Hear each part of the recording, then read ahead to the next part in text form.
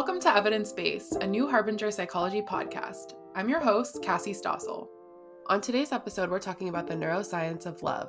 Our guest is Dr. Stan Tatkin, author of Wired for Love. Stan is a clinician, teacher, researcher, and developer of the psychological approach to couples therapy, PACT. He and his wife, Tracey Boldemann-Tatkin, co-founded the PACT Institute to train other mental health professionals worldwide to use this method in their clinical work. Tatkin is an assistant clinical professor at the David Geffen School of Medicine at UCLA. He maintains a private practice in Southern California and directs PACT programs in the US and internationally. He is author of In Each Other's Care and 6 other books. Hi, Stan. Thanks so much for joining me today. Thank you for having me, Cassie. I'm really excited to talk to you about Wired for Love, and you wrote the first edition back in 2012. Oh, yeah.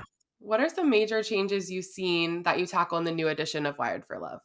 Well, it's funny. I didn't realize this at the time, but you go back and you read stuff that you've written and you think, oh my gosh, I was so young. What I didn't know at the time. So, one of the things I didn't know and wasn't thinking about was how heteronormative my writing was in Wired for Love, version one, and that I wasn't including people of different arrangements, consensual non-monogamy, polyamory, uh, and the list goes on and on. I made it seem like this is the only way to do it, and that couples, the dyadic situation, is all I care about, and it's not. So I had the opportunity to upgrade the thinking and to be much more inclusive this time around. And I also added some of the things I've learned since.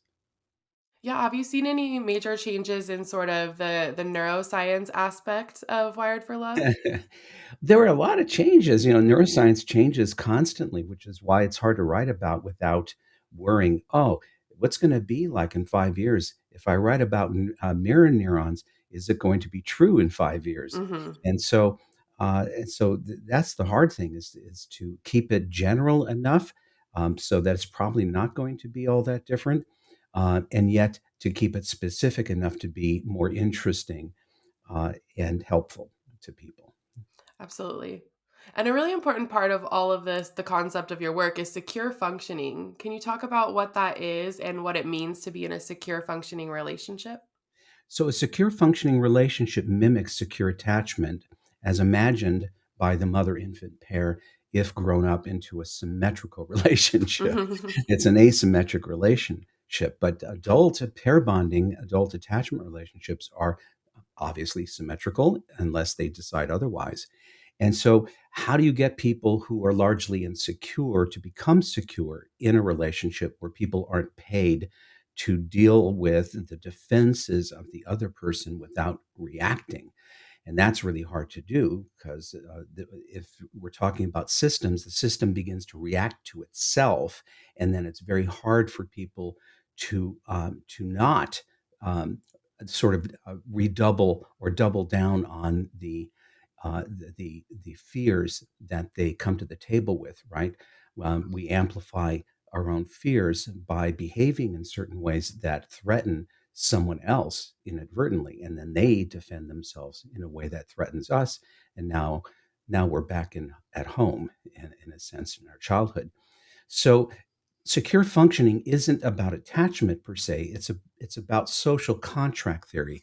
It's a set of social contracts, really divined by the couple, the twosome or the moresome, that is fair, just, and mutually sensitive in a system that is cooperative and collaborative. So the social contracts is what we hope will take threat off the table systematically over time and lower interpersonal stress, which is the major factor in limiting people's ability to develop forward, to grow into complexity. When we're insecure or have trauma, so much of our resources are being devoted to just staying upright, to adapting to life's slings and arrows, that we don't have enough resources to push development forward. We're too fearful. And so that is secure functioning. It really is behavior as measured by the partners as whether it is good for both of them or only good for one of them. Of course, we're shooting for a two-person, if we're talking about dyadic systems, a two-person psychological system that is rewarding and good for both people, not just one person, right? And that's a harder nut to crack for most of us, to think about ourselves and our partner at the same time, especially when under stress. That's a tall order. Hmm. What I like about the aspect of secure functioning is my limited understanding before, diving into attachment styles was you're kind of given the attachment style that you grow up with and then you can't change it. But what I like about this is you redefine what that looks like in your relationship, whatever your relationship looks like. Correct. It's not personality. People have to understand attachment is basically a felt experience of safety and security as going on through life in our most important relationships, usually involving some measure of dependency. And so it's a memory of what happens when I depend on you that interferes or becomes disruptive in current relationships, right? I'm remembering that this or that will happen. I'll get abandoned. You'll withdraw. You'll criticize me. You'll punish me, or you'll smother me, engulf me, and take my autonomy away from me. That is what I fear. And so I begin to behave in certain ways that protect myself. And unbeknownst to me, that appears very uh, threatening to you, right? Therein lies the problem. But it's not a personality. It's simply adaptation to environment and the relational environment that we grow up in. Yeah, that's a really important distinction. And in your book, you talk about being a survival unit, you talk about the couple bubble. Can you talk about those two things? And also, what are the implicit guarantees when you're in a couple bubble?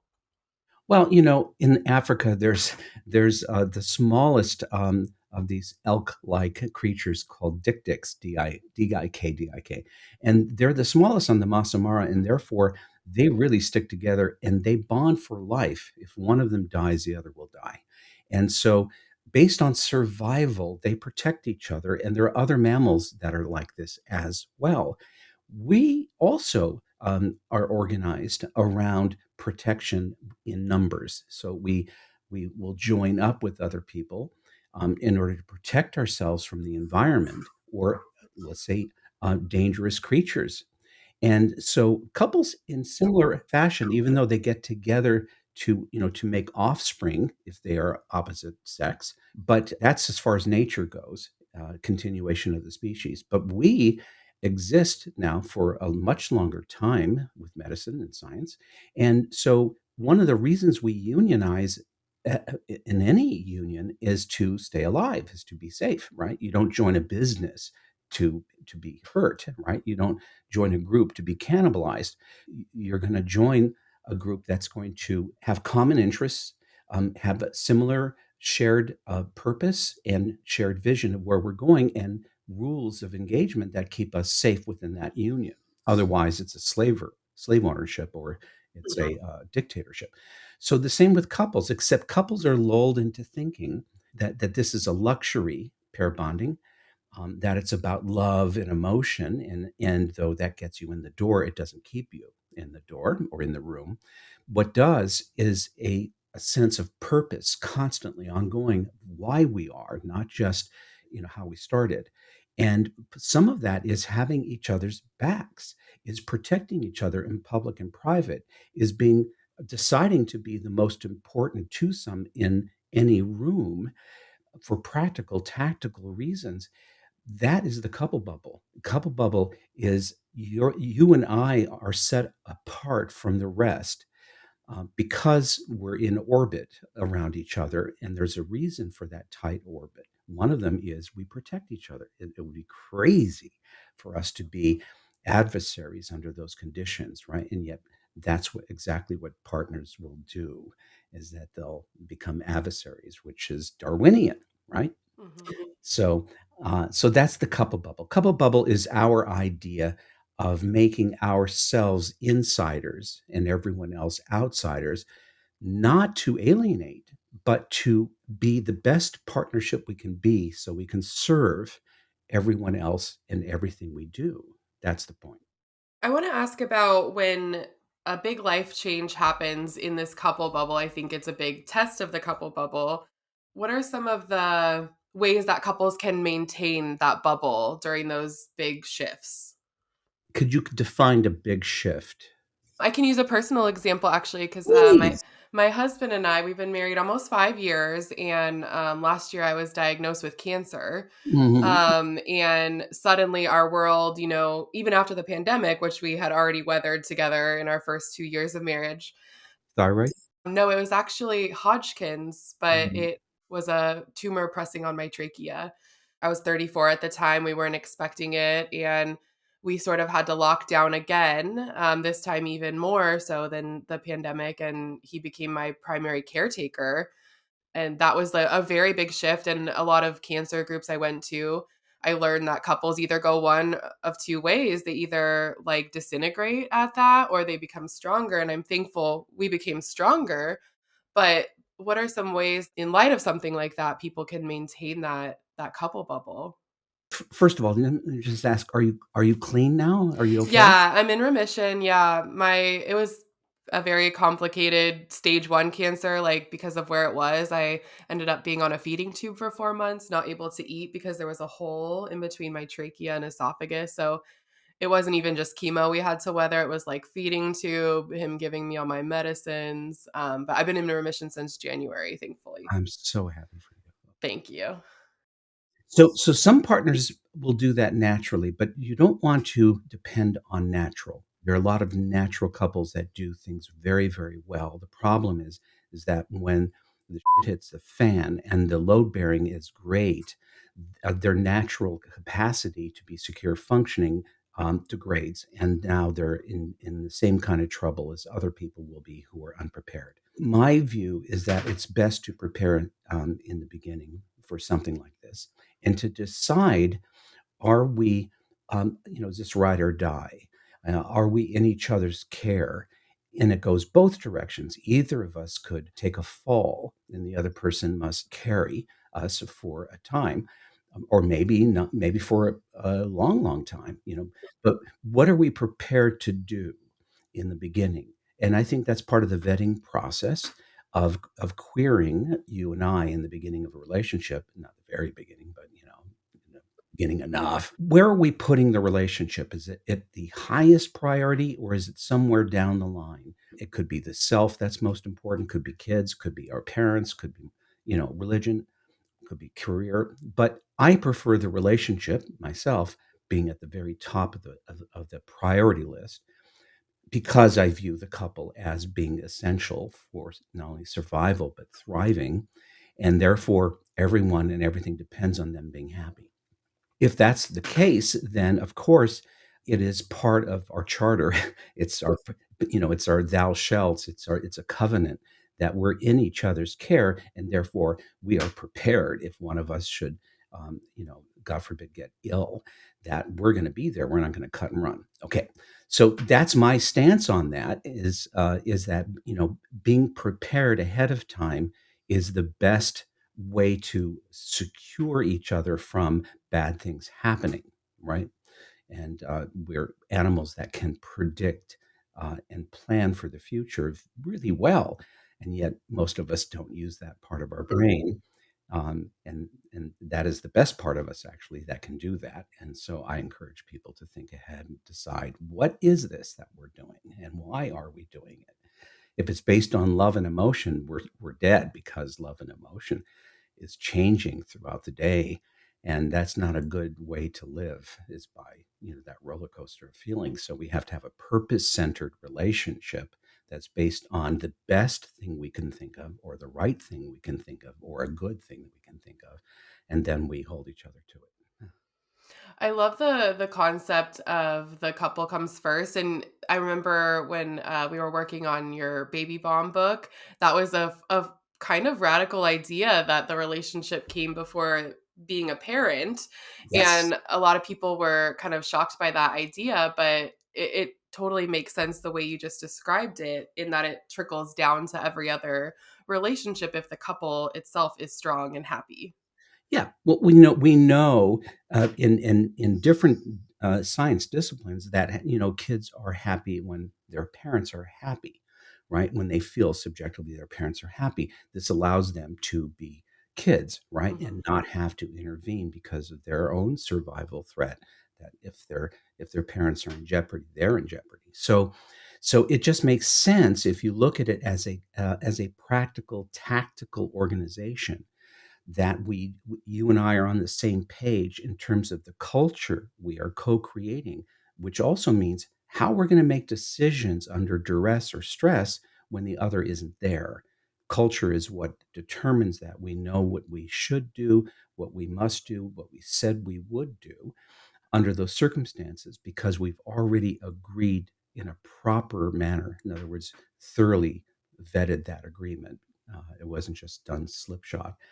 So that's the best protection that people can have. And actually, if you think about it in terms of our history as human primates, the only thing we actually have is our agreements in the end, right? We are, in fact, animals. And under stress, we will do whatever is necessary to protect our own interests.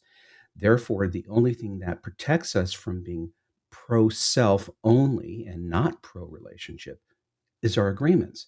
So that's why they're really important, and that's what I'm trying to do to influence people, right? Because couples the only union that doesn't think this way Mhm. at all. Yeah, and one thing that comes to mind too, along with sort of the what's best for the couple, is I think of the pandemic and maybe couples finding themselves having differing opinions on masks or vaccines or anything like that, and we saw divorce rates going up. What were some other impacts that you saw, and were you surprised by any of the outcomes? I was a little surprised, although I shouldn't have been because there are plenty of historical moments in human history where people are threatened existentially, and birth rates go up after the existential threat goes away, like world wars and the baby boom, right? And so what was going to happen with the pandemic? Well, the pandemic was a little bit different because all these other things were taken away from us and we were isolated, secluded with our partners, and sometimes even more complicated with our kids. And that really kind of told many people whether they really wanted to be there or not. So that's a general thing. You know what? I really decided it's time for a change. My life was threatened here. Now I'm aware of my mortality. I'm going to live it differently. This is not my lifestyle, because that's one. Two, people were really freaked out by not having their distancing routines. And so the greatest fears of being smothered, engulfed, were coming true during those times, and they couldn't hack it. And those are the people that often violated any kind of agreement to keep mask on, right, or to keep 6 feet apart, or doing any of the things that were being asked of people. There were people who had young children, and they were in despair because they had to fill in for schools, or had adolescents who would not agree to some of these safety measures and would put parents and grandparents at risk. So it was, for many it was mayhem. For me and my family, it was bliss. We thrived. We loved it. I mean, eventually it was nice to get our daughter out of the house, but my wife and I, we thrived and we loved it. And I think we're still living a little bit of a hybrid life. I think others are too. Some things consolidated what people already felt, and some things were artificial, based on attachment. Some things had to do with political leanings and values, having to do with vaccinations, having to do with all sorts of stuff. I mean, we started to see human beings at their best and worst, especially worst through social media, and that changed me as a thinker, as in this field of thinking about partnerships. It really altered my thinking in a good way, because because there's a certain aspect of human behavior that was really depressing. The animals came out. right? The beasts, the primitives came out. And that's exactly what happens when conditions change and people feel threatened. That's why couple bubble. We'll be right back after this short break. I'm Dr. Lindsay Gibson. Growing up with emotionally immature parents can affect their adult children in several ways. Most of all, it affects the child's ability to trust themselves as adults and to see themselves as people of value who have healthy entitlements to respect and their own individuality. So join me on this adventure of self-discovery. For more details, go to adultchildrencourse.com.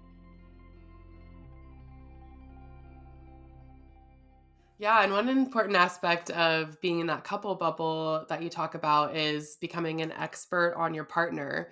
Can you talk about ways to do that? So everything I write about under the hood has to do with development, brain development, personality development, social emotional development. All of that is here, even though I'm not talking about it directly. But we are obviously talking about different people, their capacity to operate as a teammate, as a two-person psychological system of we and us, right? Not everybody is fit for a team. Not everybody is a team player.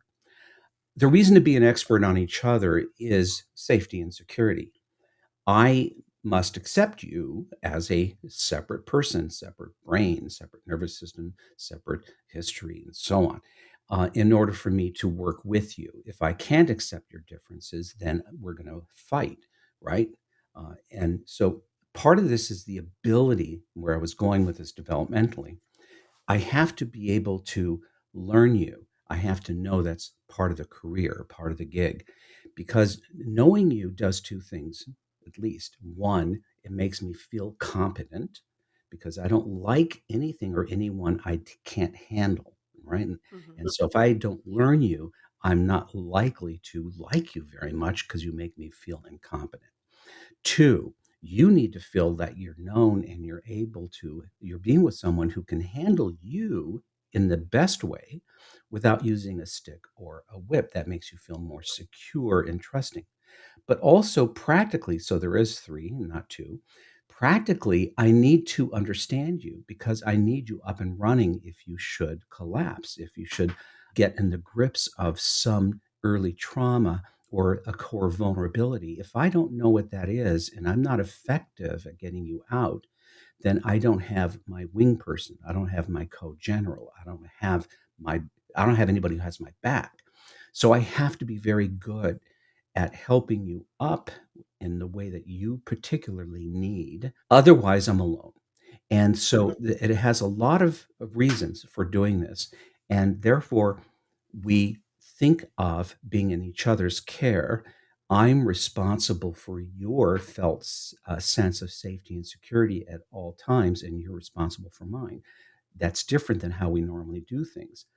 I'm responsible for your reactions to me. You reacted badly. My tendency always is to blame you. But it's my fault for not knowing better. I should know the animal I picked. I should know how to approach you. I should know your sensitivities. I should know my audience. If I am crashing and burning with you, that's on me, right? Just like I wouldn't blame the baby, I wouldn't blame my dog, I wouldn't blame another that is in my care. So it's a different way of thinking, right? It's a different way of thinking, and we're not accustomed to this. I think people in the military are. I think paramilitary organizations understand this. I think rock and roll bands understand this. I think dance troops do. And I think people in Ukraine and on the Gaza Strip definitely understand this. This is something we must do, but we don't think we should. And I think it's because couples, partners in romantic relationships come to the table with their own various sets of ideas, expectations, entitlements from childhood. And that's fine. People do that. But the problem is, partners aren't coming together on their dream of what a couple is, of what love is.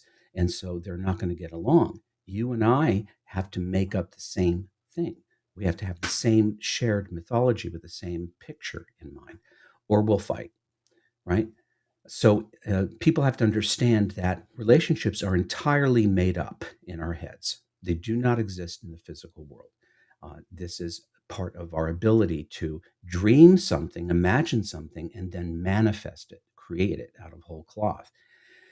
But partners have to be on the same page. Otherwise, they're operating under different expectations and they won't last for that reason. Yeah, I mean, that's huge. And I love that what we're talking about here, knowing each other can be on small levels, but on the biggest level, like one thing my husband and I did before we got married is we worked through a Gottman book about 8 dates. So we had like these 8 dates and we called it like our premarital counseling. And it gave us the opportunity to talk about all of those big aspects before we got married. And one thing that just came to mind when you were talking, like for me, I grew up in a house we didn't yell. Like yelling never solved anything. And for my husband, he had yelling in his household. And so originally when we first started having our little arguments, he would yell and it would get nowhere because I didn't grow up in a way that I would respond to that well. And now when we have like our disagreements, there's never yelling. Like we came to the agreement, like in our house, we don't yell because just because you say it louder doesn't mean it's going to get across. Like I'll shut down, you won't get anywhere. And what I like about that, like I said, it can be applied to big things or little things. And that's so important. Isn't that funny though, Cassie? I mean, I come to the table in my family, this worked, and somehow this Cassie thing doesn't work. Hmm. It's got to go into the shop. I yell and nothing happens, or I do this and it doesn't work. Hmm. That's the human condition, right? Yeah. I expect you to do what I expect you to do based on my family of origin. I don't see you as an entirely different person that I have to learn, right? Hmm. And it's funny, but it's also can be tragic too. Yeah. Uh, some people have trauma triggers based on tone, volume, voice, but faces also, expressions and gestures, all that. So yeah, there's a lot to grow up through in pair bonding because we have to be able to, in order to be secure functioning, we have to be able to tolerate pain. That's a must. If I can't tolerate pain, then I'm conflict avoidant and I won't engage with you over complaints. I have to be able to recognize my losses and be able to grieve those losses because if I don't, then I am not playing with a full deck of cards and I'm forever angry because I haven't grieved the loss. I still believe I'm due that justice, whatever it is I feel that I didn't get, right? And then I have to accept differences, that you're different from me. We're not the same.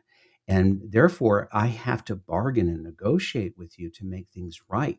I have to play fair with you and I have to think of you, put myself in your shoes.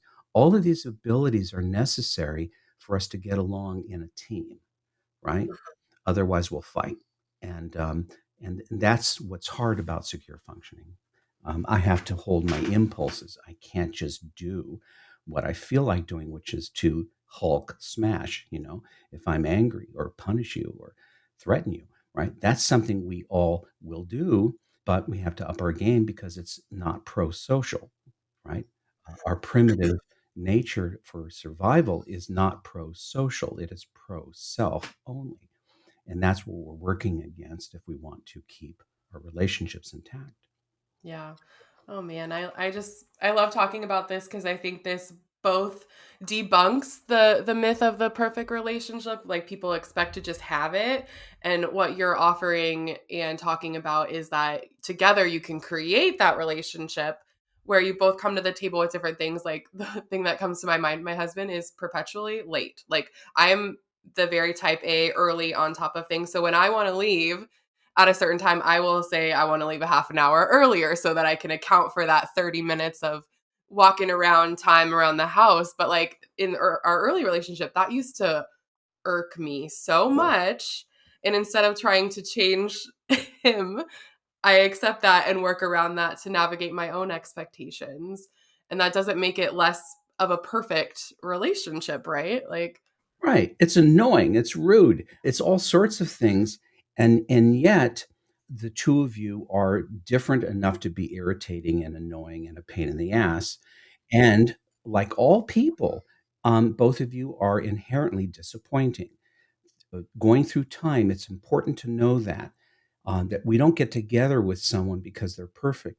We get together with them because they're perfectly imperfect, as are we, and we learn about ourselves and our own disposition and our own intolerance by committing to a person who is at times disappointing. At times we don't like them, we don't love them, they're irritating. But that is the career that we chose, and in the career is how we learn about ourselves and the human condition. It is. And so, yeah, it's annoying, but you still work together to make it better and better, because the differences between the two of you, if you accept them, really become your superpower. If you don't accept them, become the heavy, baggage, the weight that drags you down, right? And so people don't understand how nature does this. We pair bond by recognition and familiarity. It's not a mistake when we pick each other for a long-term relationship. I'm not talking about a one-night stand.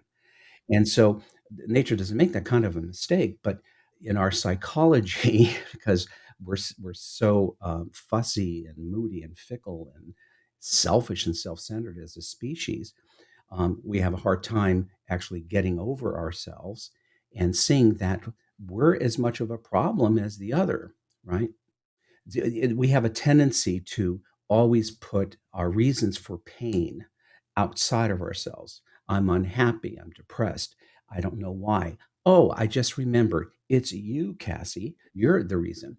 That's what we normally do. And that's why we're very warlike animals. We can't do that with people that we want to hold and keep in our relationship, because we'll get rid of them. They'll leave, they'll cut off, right?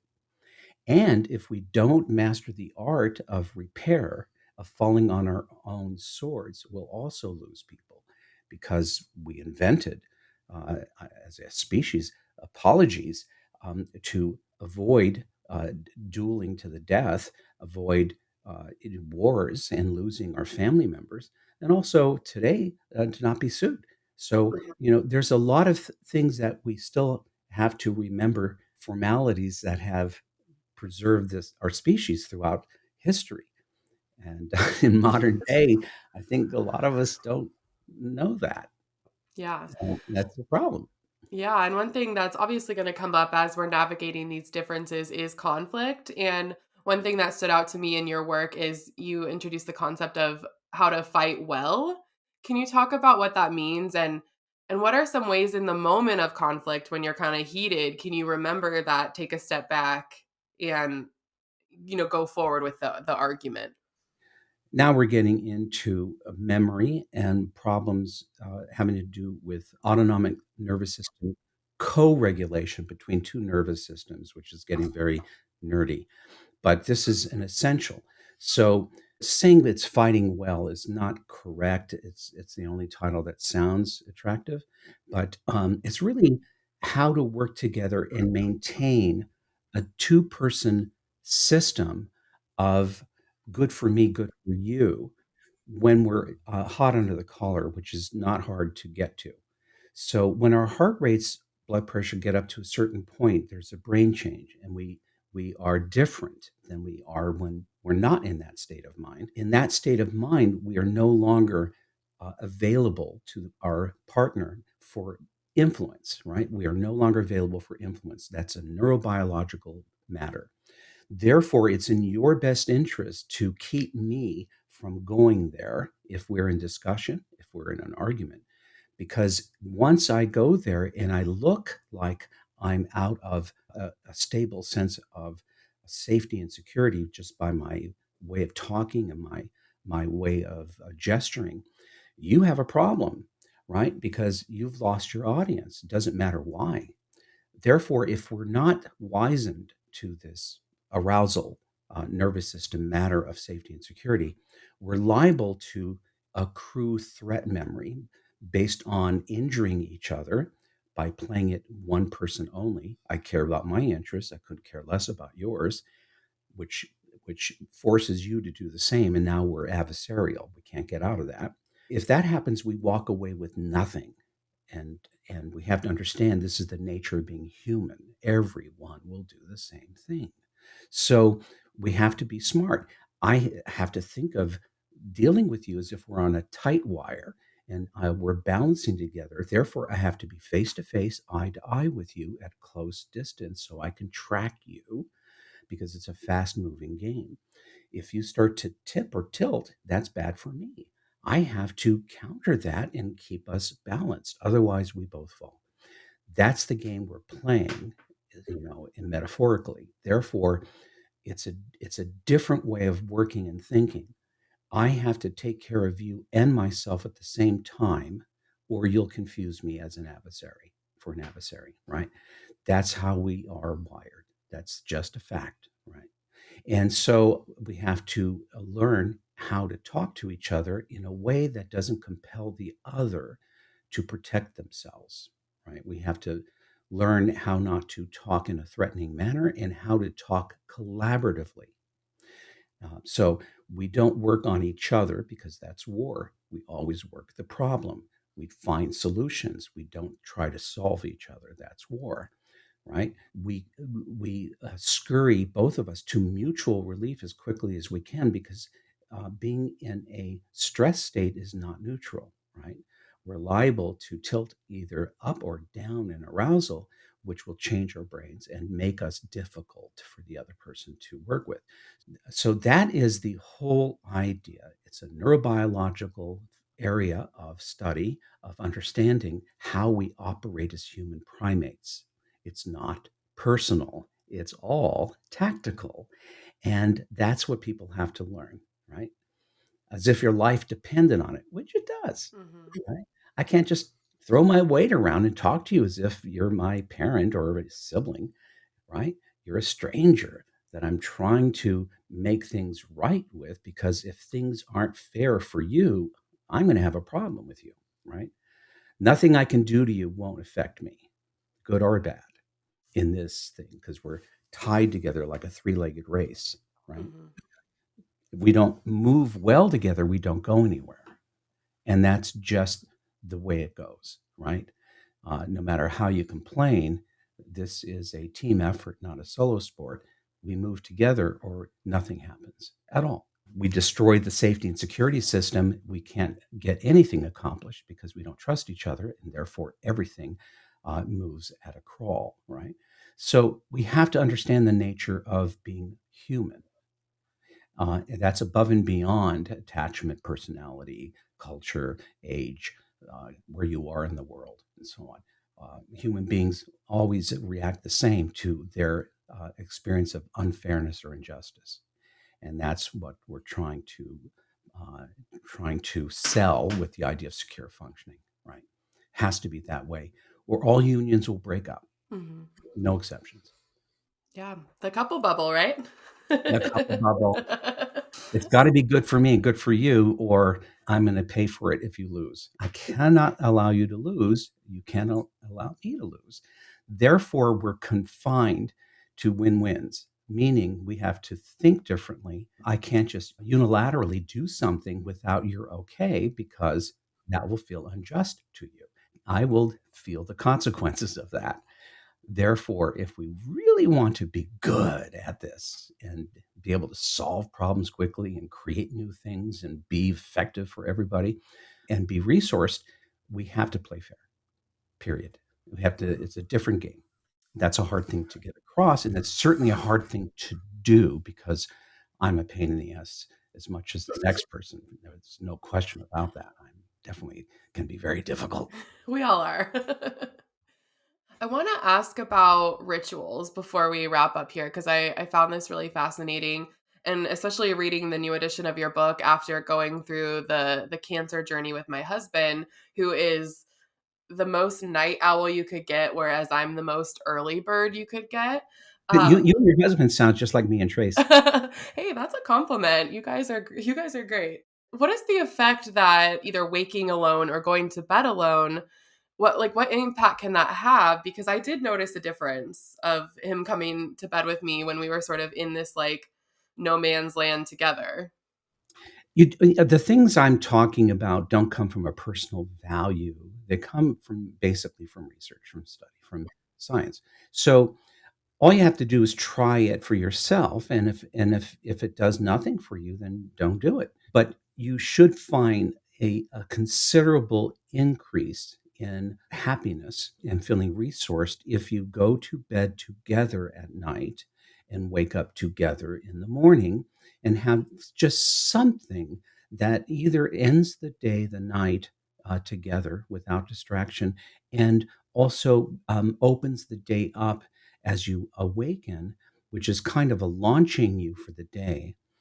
Energetically, it should do the same thing as it does for children, because children are going through a separation stressor at night. So they need a transitional experience. And that's usually, tucking in, saying prayers, singing to your child, reading to your child, scratching the back, whatever. All of this are transitional experiences of ending the day and separating into what feels like the most loneliest place, which is sleep, and not lonely, but isolated. And then awakening is a shock because we're coming out of unconsciousness to consciousness, and it's nice to have someone there that's with you. So is it necessary for a good life? No. Can people always do this? No. Should people always do this? It's a preference. I suggest that people try it as a science experiment and see if it doesn't change the quality of your day, your sleep, your nighttime, and your relationship. It should absolutely do that because that we're interactional and herd animals. We're not hyenas. We're not lone wolves. Therefore, we actually benefit from this. And there's some evidence that we also co-regulate our sympathetic nervous system throughout sleep. So we're kind of meant for co-sleeping as we are basically involved in a social network of some kind. Otherwise, we go crazy. So just try it. I think your kids need this. I think you might not realize you do as an adult. And some people will feel acclimated to being alone and they're not lonely. But there's a difference between having someone in your bed and then waking up and they're gone. There's a recognition of kind of a startle response because the expectation that they're there. So we can acclimate to anything, but is that the best way to live? That's the question. I don't know about you. I'm always looking for the best quality of life with my partner. And if it's better than what I normally do, then it's going to be worth it. Yeah, absolutely. And Stan, I want to end our conversation. I want to ask this concept that over being married to somebody for so long that you're married to different people. What is some of your advice for ways to sort of grow together in all of those people that you're going to love throughout your relationship? Are you talking about the changes we all go Yeah. through as we Mhm. move through time? The more time that partners spend together, the less likely they grow apart. So, partners that are distancing and are siloed have a sort of a danger down the road of drift. The drift is a natural thing that happens before you know it. You're no longer influencing each other and you're being influenced by outside forces, which then suddenly people take a left turn. Cassie says, I've just become a monk. Stan says, I've just decided I want polyamory. And where did that come from? Well, because we've been leading separate lives, we no longer move together.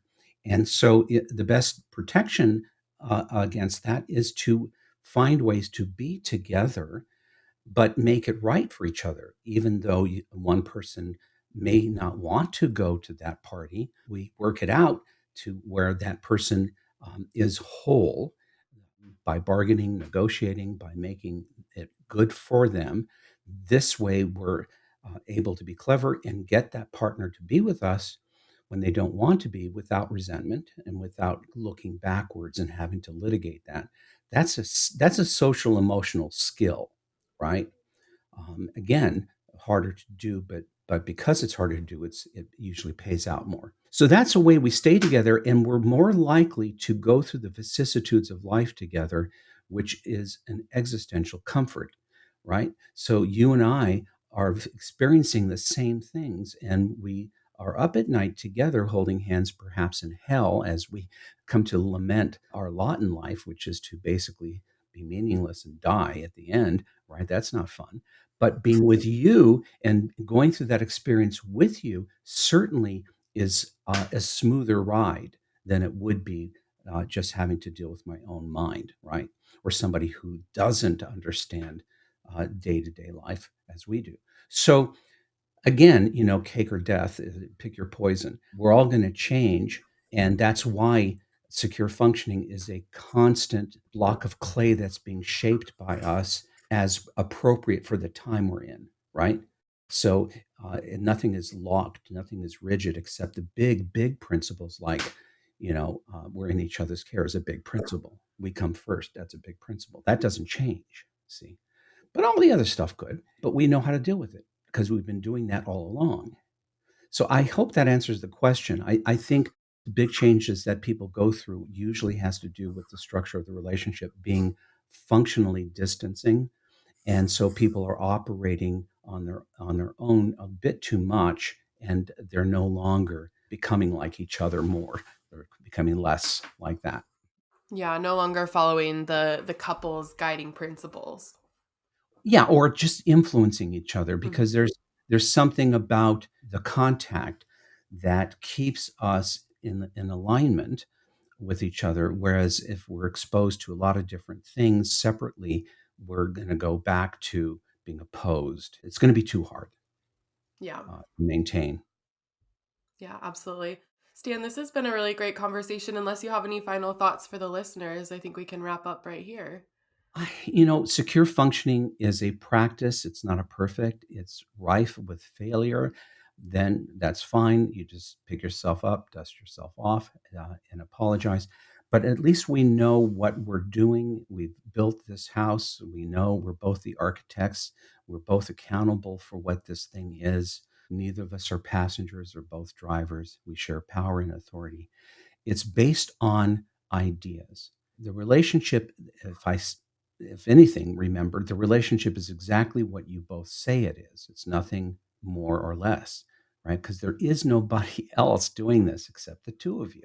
You're it, right? Therefore, you better be working well together, or you get what you pay for, right? Your life is not going to be as great as you'd like it to be. Yeah, absolutely. You get to make it. And I love that. And I loved chatting with you. And I could talk about this stuff all day. So thank you so much for your time and for your and your wife's continued work on this topic. Thank you, Cassie. It's a pleasure. The Complete Insider's Guide to Understanding Your Partner's Brain, Sparking Lasting Connection, and Enjoying a Romantic Relationship Built on Love and Trust, now with more than 170,000 copies sold. What the heck is my partner thinking? Why do they always react like this? How can we get back that connection we had in the beginning? If you've ever asked yourself these questions, you aren't alone, and it doesn't mean that your relationship is doomed.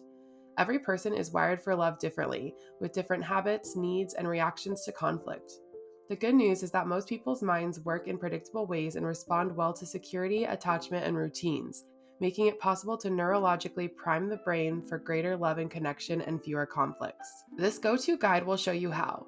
Drawn from neuroscience, attachment theory, and emotion regulation, this highly anticipated second edition of Wired for Love presents cutting-edge research on how and why love lasts and offers 10 guiding principles that can improve any relationship.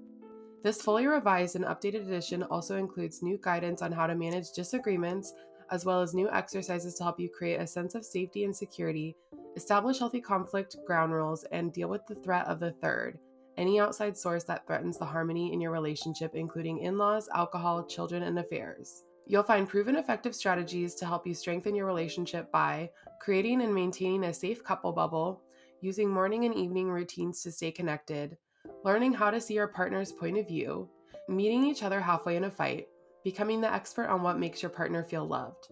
By using simple gestures and words, you'll learn to put out emotional fires and help your partner feel appreciated and loved. You'll also discover how to move past a warring brain mentality and toward a more cooperative, loving brain. Most importantly, you'll gain a better understanding of the complex dynamics at work behind love and trust in intimate relationships. While there's no doubt that love is an inexact science, if you understand how you and your partner are wired differently, you can overcome your differences and create a lasting, intimate connection. Visit our website at www.newharbinger.com and use coupon code PODCAST25 to receive 25% off your entire order.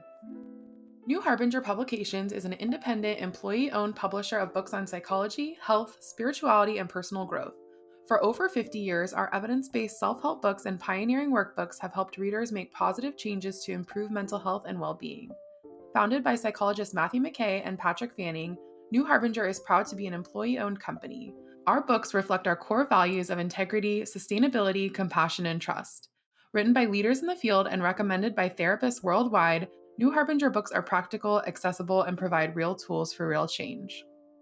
Join the New Harbinger Clinicians Club, a free membership club exclusively for mental health professionals.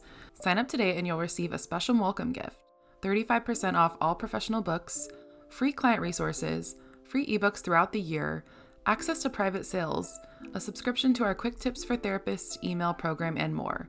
Visit newharbinger.com/clinicians-club for more information. Do you have an idea for another episode? Do you want to send us a message? Our email address is podcast@newharbinger.com. We'd love to hear from you. This podcast was edited by Jesse Fancushion. If you enjoyed today's episode, we'd love if you rated, reviewed, and subscribed to the show, and we hope that you might share it with anyone who could benefit from the content. This podcast is not a substitute for counseling with a licensed provider.